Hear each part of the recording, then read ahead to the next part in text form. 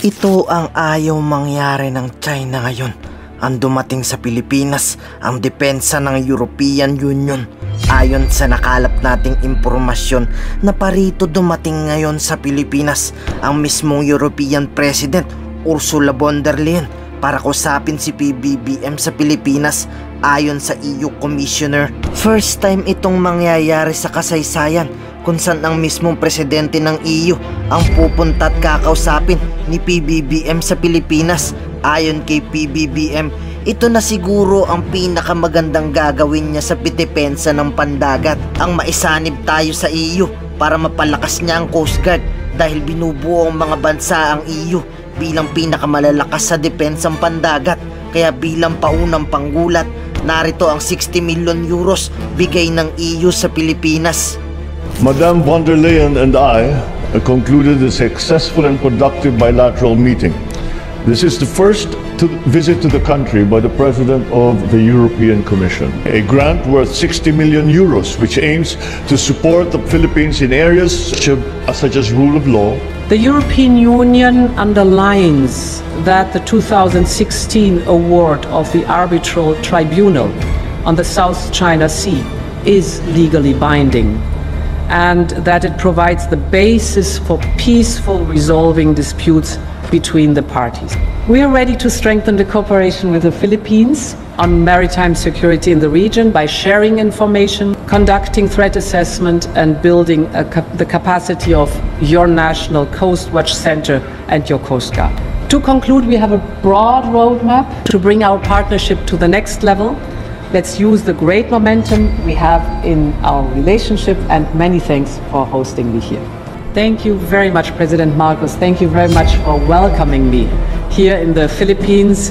Indeed, it is the very first time that a European Union Commission President is visiting the Philippines, and this on the eve of the 60th anniversary of our diplomatic relations. And I was glad to meet you in Brussels at the end of last year for our very successful EU-ASEAN summit. Today I'm here to accelerate a new era of cooperation between us. We share so many values and interests. We both want to work towards strengthening our democracies. We believe in the international rules-based order, and we believe in the need to promote and to defend it. So it makes sense to strengthen our ties across the board, and we discussed several ways to do so. Your Excellency, the European Commission President Ursula von der Leyen, the honored members of the European Commission and Philippine delegations, members of the Malacanang Press Corps, ladies and gentlemen, good morning. Madam von der Leyen and I concluded a successful and productive bilateral meeting. This is the first visit to the country by the President of the European Commission. But during our meeting, we discussed economic relations with particular focus on revitalizing trade between our two regions. I welcome the conduct this year of the scoping exercises between the European Commission and the Philippines towards negotiations for a Philippines-EU free trade agreement. The Philippine government experts will work with the European Commission in achieving a bilateral FTA. On development cooperation, we committed to conclude a financing agreement on the Green Economy Program in the Philippines, a grant worth 60 million euros, which aims to support the Philippines in areas such as circular economy, renewable energy, and climate change mitigation. I likewise acknowledge the EU's staunch support for the Bangsamoro peace process, as well as the development of the country in areas such as rule of law, injustice, agriculture, space cooperation, and disaster management. I also thank the European Commission for their decision to extend the recognition of the STCW certificates issued by the Philippines, as this has a positive impact on the employment of more than 50,000 Filipino seafarers working on board EU-flagged vessels. As I mentioned to Madam President von der Leyen, The Philippines and the EU are like-minded partners through our shared values of democracy, sustainable and inclusive prosperity, the rule of law, peace and stability, and human rights. The continued exchanges between Her Excellency and myself, which started in Brussels last year, is a testament to our joint desire to bring our bilateral relationship to greater heights. Let this be a new beginning for the strengthening and the deepening of all our ties with the EU and the Philippines. Thank you very much, President Marcos. Thank you very much for welcoming me here in the Philippines. Indeed, it is the very first time that a European Union Commission President is visiting the Philippines, and this on the eve of the 60th anniversary of our diplomatic relations. And I was glad to meet you in Brussels at the end of last year for our very successful EU-ASEAN summit. Today I'm here to accelerate a new era of cooperation between us. We share so many values and interests. We both want to work towards strengthening our democracies. We believe in the international rules-based order, and we believe in the need to promote and to defend it. So it makes sense to strengthen our ties across the board, and we discussed several ways to do so.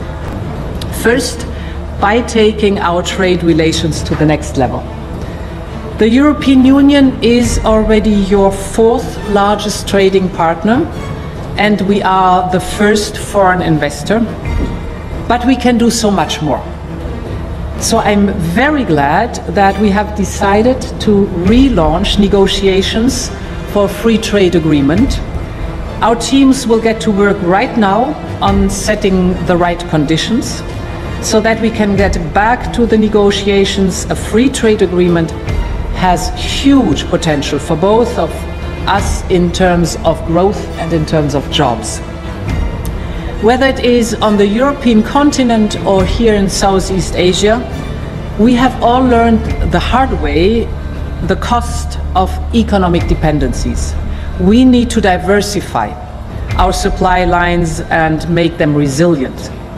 And this is a lesson we have learned, and that is what we call de-risking our trade relations. An FTA is the basis for that, but it's also much more. An FTA can be a springboard for a new technology cooperation to modernize the broader economy. Second element we discussed is the fight against climate change. I welcome your ambition to put the Philippines on the path to a cleaner and greener future. We have the same ambition. Therefore, we created in the European Union Global Gateway. Global Gateway is the EU's investment plan for the world for sustainable infrastructure. We want to partner with you on this path, notably with the Team Europe initiative on the green economy that we just signed here. We will provide financing, expertise, and access to technologies to support you in the transition to a circular economy and the generation of green energy. Team Europe, that is the European Union and the member states, will contribute almost €500 million into this green initiative. The European Union is also supporting your fight against climate change and extreme weather events with its so-called eyes in the sky. This is the Copernicus satellites. We're currently setting up a so-called Copernicus data mirror site within the Philippines Space Agency. And we have just signed an agreement to boost the flow on Earth observation data between us. This is very important for early warning, for example, for extreme weather phenomena and to improve the climate resilience. This is a first in space cooperation in Asia. My third point is on turning the Philippines into a digital hub in the region. Global Gateway will also play a crucial role here, and European companies are ready to come and invest in the Philippines. We will launch this year the digital economy package for the Philippines.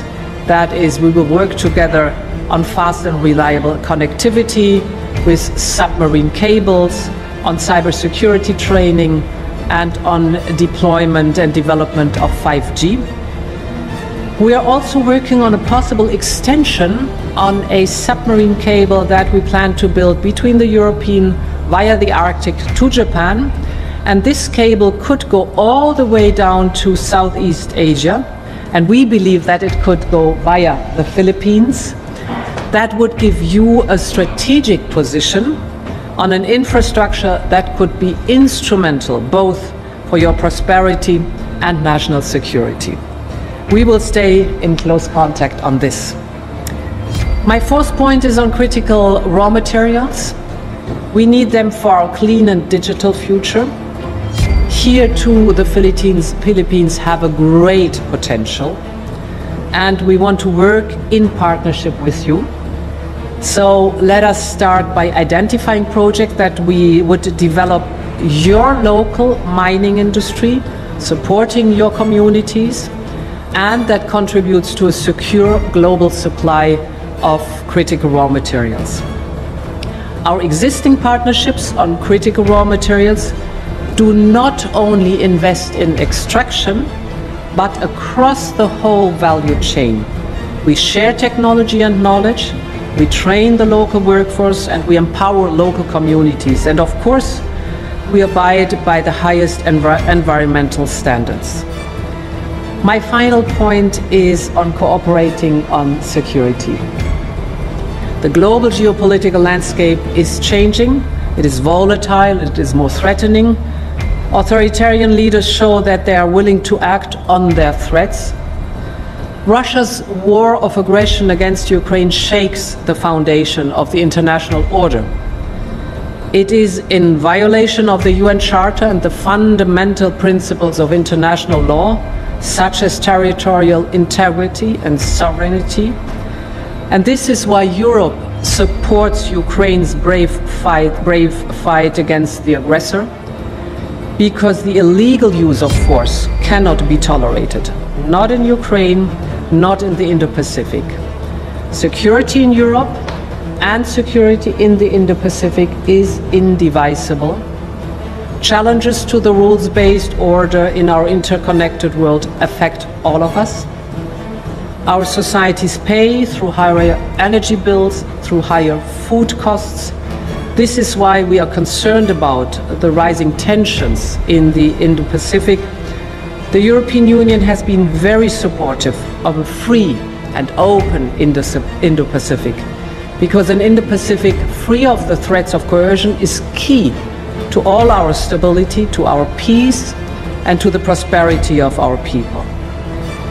The European Union underlines that the 2016 award of the Arbitral Tribunal on the South China Sea is legally binding, and that it provides the basis for peaceful resolving disputes between the parties.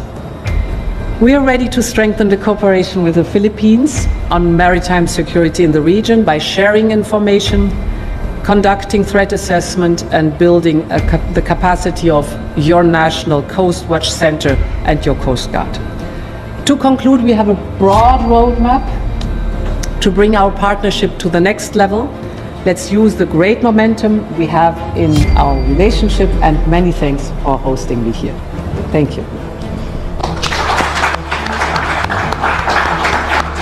Ngayon, ikaw, bilang Pilipino, ano ang masasabi mo at reaksyon sa balitang ito? Mag-iwan ka ng komento sa ibaba at atin pong babasahin isa-isa.